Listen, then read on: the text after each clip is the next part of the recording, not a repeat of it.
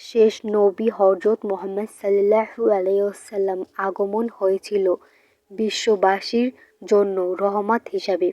তিনি সর্বদাই উম্মতের কল্যাণ চিন্তায় থাকেন।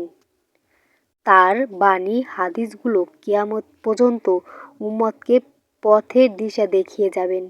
হযরত মুহাম্মদ সাল্লাল্লাহু আলাইহি ওয়াসাল্লাম এর উত্তরটি বাণী বা হাদিসগুলো মানব সমাজের জন্য অন্যের বা দরকারি যে আল্লাহর ও পরকালের প্রতি ঈমান রাখে সে যেন উত্তম কথা বলে।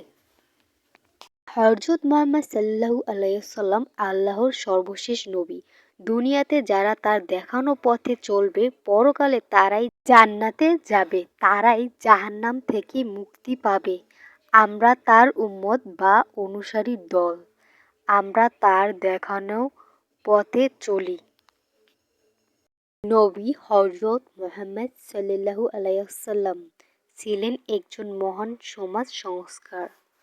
মহান নবী আল্লাহর প্রেরিত সর্বশেষ নবী ও রাসূল। দুনিয়াতে যারা তার দেখানো পথেই চলবে এবং তাদের আদেশ মেনে চলবে এবং তার পথ অনুসরণ করে, আমরা খারাপ থেকে ভালো পথ অনুসরণ করে